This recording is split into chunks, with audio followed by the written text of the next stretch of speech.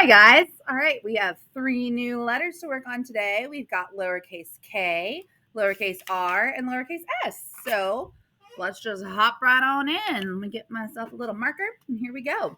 So you'll notice that k starts off very similar to how H started off, and L started off, and F started off. All of those start the exact same way. We've got this big, tall undercurved loop and then coming down at a slant. Okay, so I'm going to zoom it in a little bit. Zoom, zoom, zoom, zoom, zoom, zoom, zoom, zoom, zoom. Okay, here we go. So when I do a K, I'm going to start at the pink line. It's very important that your letter touches that pink line every time it comes down, okay? So I'm going to come here and I'm going to large undercurve, and then I'm going to come down. And then what's going to happen, similar to the H, remember how with the H I popped back up and I did that little hump? I'm going to do that with a K, but I'm going to make a little, it's kind of like a little flower petal, okay? So I've come down, I'm going to come back, and I'm going to make a sideways flower petal, okay? And that comes back and kind of like a bow, like a present bow. It's going to touch right, sorry, let me move my finger. It's going to touch right back there at that little point again. And then I do a scoop and undercurve to finish. So let me show you what it looks like down here.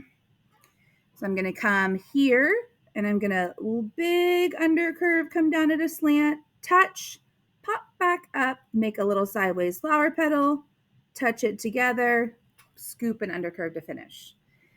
I know it looks kind of weird. K is kind of a hard, K is honestly a tricky one for me. Like for when I'm writing cursive, K is not like my favorite letter, to be totally honest, but it may be your favorite letter, which is cool. So when I do this K, I'm again going to start here at the green dot. I'm going to go up, loop, touch. I'm going to make my little flower petal, and then I'm going to scoop and undercurve to finish.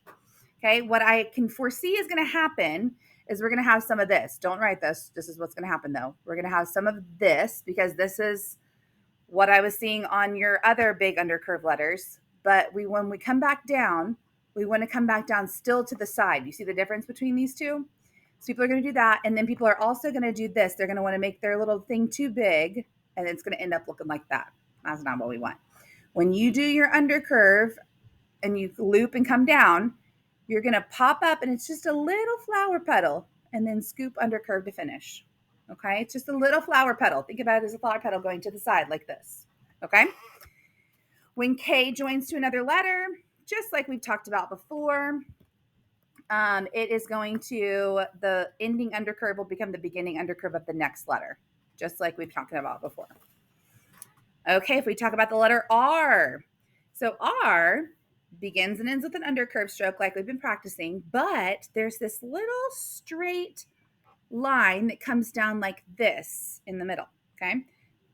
So watch what happens. I'm going to undercurve, and when I touch that dash blue line, I'm going to do a little bloop, like a little tiny, like it's the top of the mountain, and then I'm going to do a little slant to the mountain, just like that. It doesn't come down very far. Then I'm going to do a really good scoop and undercurve to finish. Okay. An R is not this. It's not that. That looks like the top of like the Grand Canyon. We want a little mountain peak. Okay. We want it to come here, little down like this, like you're making an arrow kind of, and then you do a good scoop and undercurve to finish.